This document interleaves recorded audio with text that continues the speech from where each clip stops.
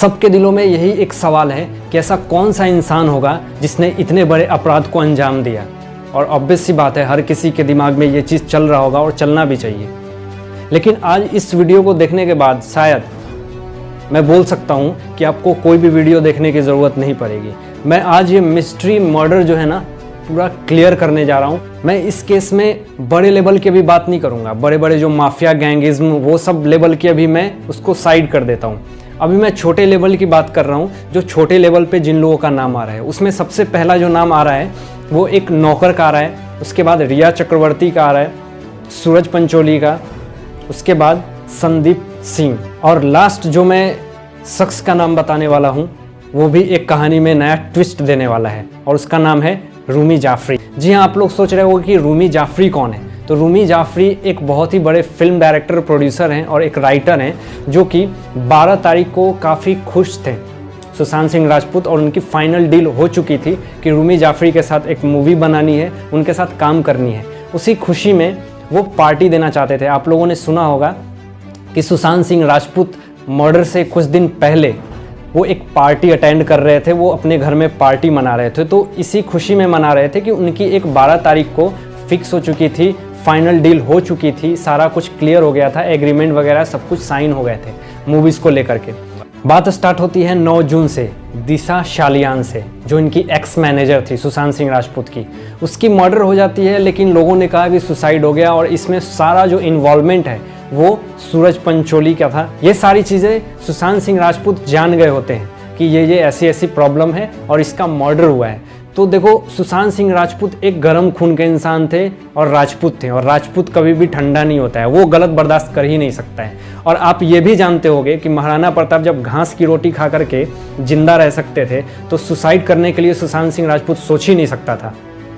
110% damn sure मैं बोल सकता हूँ कि सुशांत सिंह राजपूत का मर्डर हुआ है। दोस्तों, जब पता चला सुशांत सिंह राजपूत को कि दिशा शालियान की मर्डर हो गई है तो ये पूरा डाउट एंड क्लियर जो था वो सूरज पंचोली पे जाता है। सूरज पंचोली को जब सुशांत सिंह राजपूत ये सारी बारे में बताने लगते हैं कि मैं तुम्हें एक्सपोज कर दूंगा और इस बार तुम्हारी खेल खत्म। अब यहाँ पे एंट्री होती है संदीप सिंह की। जी हाँ, गद्दार संदीप सिंह की एंट्री होती है। और वो संदीप सिंह जिसको आप लोग अपने आप को ये क्या बोलता है कि मैं सुशांत सिंह राजपूत का बहुत अच्छा दोस्त हूँ, तो दिल्ली के सीपी पैलेस पे 20 रुपये का पर्स और 10 रुपये का पेन बेचते हुए आपको दिख जाता है ये 3 साल पहले।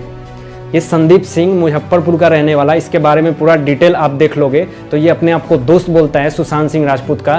पीठ के पीछे रह के छुरा भोंकने वाला ये इंसान संदीप सिंह है। इसके बारे में क्लीन चिट दे दिया एबीपी न्यूज़ को कि ये पूरा नेपोटिज्म कुछ नहीं है, इसने अपने आप में जान हत्या ली है, अपनी सुसाइड की है, इसने पूरा क्लीन चिट दे दिया। सुशांत सिंह राजपूत के पिताजी और चाचा जी ने संदीप सिंह पे हाई कोर्ट पे केस किया, अभी तक इसकी नामंजूरी नहीं हुई है और अभी तक वहाँ पहुँचा नहीं है। तो ये क्या बताएगा कि इसकी नेपोटिज्म का शिकार हुआ है या किसका शिकार हुआ है। मैं बताता हूँ आपको कि किसका शिकार हुआ है।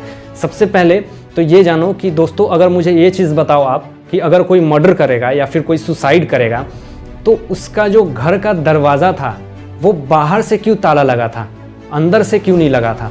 अंदर से दरवाज़ा नहीं लगा था, बाहर से दरवाज़ा लगा हुआ था। इसका मतलब ये है कि ये जो घटना है वो 13 तारीख को ही अंजाम दे दी गई थी और इसका मर्डर 13 तारीख को ही हो गया था। अब कैसे हुआ था ये अब जानो। ये संदीप सिंह से इसकी बनती थी और ये 10 साल से इसकी ऐसी भाईचारे मुँह बोला फ्रेंडशिप होता है ना, तो वो था। ऐसा नहीं कि बहुत भी गहरी मित्रता थी। तो ये संदीप सिंह ऐसा 2 नंबर का इंसान है। ये इसके बारे में सारी डिटेल ले करके मीडिया को बताता है, क्योंकि ये पहले जर्नलिस्ट भी रह चुका था, तो इसके कांटेक्ट जर्नलिस्ट से भी थे। ये सारी चीज़ें इसके बारे में डिटेल लिया करता था और मीडिया को बताता था, एक्सपोज किया करता था और मीडिया वालों से कुछ पैसे लिया करता था। आपके आसपास ही दुश्मन होते हैं लेकिन पता नहीं चलता है। तो बहुत ही सीधा, बहुत ही शांत किस्म का इंसान थे सुशांत सिंह राजपूत। रूमी जाफरी के तरफ से सुशांत सिंह राजपूत को 12 तारीख को कॉन्ट्रैक्ट साइन होने वाला था, ये चीज़ सबको पता था। तो इसलिए संदीप सिंह ने सुशांत सिंह राजपूत को ये बोला कि चलो एक पार्टी करते हैं 12 तारीख को हम लोग, और तुम्हारी तो एग्रीमेंट साइन होने ही वाली है। तो इसको लेकर के सुशांत सिंह राजपूत काफ़ी तैयार भी हो जाते हैं कि चलो अच्छी बात है, पार्टी भी हो जाएगी और खुशी भी हो जाएगी और फिल्म भी साइन हो जाएगी। तो 12 तारीख को ये लोग आ जाते हैं रात को। इन लोगों ने मिल के, चारों लोगों ने मिल इतने बड़े अपराध को अंजाम दिया। 13 तारीख को इन्होंने प्लानिंग किया, नौकर को ये बताया कि ये जूस पीने के लिए मांगे, डिप्रेशन में थे, सुसाइड करा, ये सारी चीज़ें एक व्याख्याएँ थी, एक कहानी गढ़ी गई थी जो कि काफ़ी झूठ। और उस नौकर ने तो अपनी बयान को बदल लिया। नौकर ने बयान बदलने का रीज़न ये होता है कि कहीं ना कहीं कुछ न कुछ दाल में पूरी तरह से काला है, पूरा दाल ही काला है।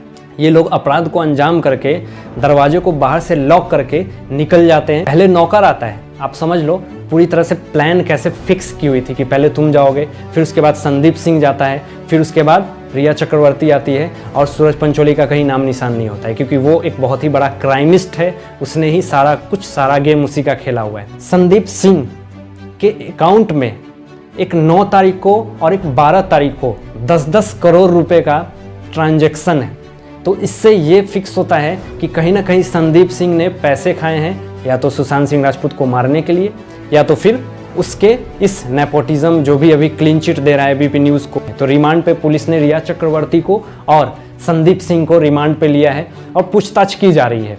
दोस्तों, मैं आपको एक चीज़ यहाँ क्लियर कर देना चाहता हूँ कि सुशांत सिंह राजपूत इतने थ्रेटिंग के जाल में, ट्रैप में फंसे हुए थे, इतने थ्रेटिंग कॉल्स आ रहे थे उनको कि उन्होंने 45 दिन में 60 सिम को बदल लिया।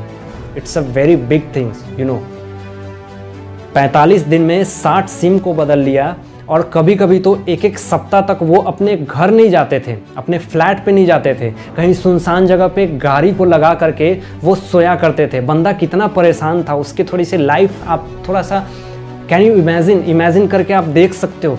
थोड़ा सा इमेजिन करो उनकी लाइफ को कि उस बंदे के साथ क्या गुजर रही होगी, उस वक्त वो क्या सोच रहा होगा।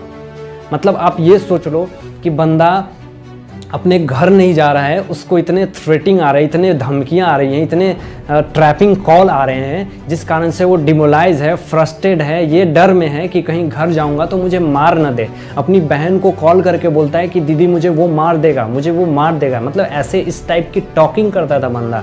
लेकिन सुशांत सिंह राजपूत को एक चीज़, मतलब तो वो चले गए, मैं कुछ कह भी नहीं सकता। उनको एक बार FIR करनी थी।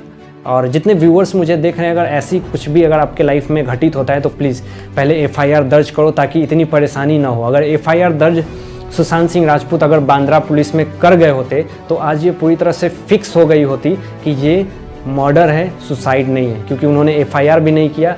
जिस कारण से हम लोग अभी क्या है, इतने सारा तथ्य निकाल करके कुछ चीज़ों को सामने लाने की कोशिश कर रहे हैं। नेपोटिज्म की जो क्लीन चिट संदीप सिंह दे रहा है, गद्दार संदीप सिंह जो दे रहा है, एक ये भी मामला सामने आया है कि उसको करण जौहर ने कुछ पैसे दिए हैं, जिस कारण से वो नेपोटिज्म के अगेंस्ट बोल रहा है कि नहीं ऐसा कुछ नहीं है, बॉलीवुड में नेपोटिज्म नहीं है, ये अच्छा है, वो अच्छा है, वो जो चमचागिरी कर रहा है। तो इससे कुछ पैसे सारे बॉलीवुड इंडस्ट्री से वो लिया है, जिस कारण से वो क्लीन चिट दे रहा है। अरे कभी तो थोड़ा इंसानियत की काम कर दिया करो। जिंदा था तब तो नहीं किया, कम से कम मर गया तब तो कुछ अच्छा काम कर लिया कर, ताकि ऊपर भी कुछ जगह रहेगा तेरा।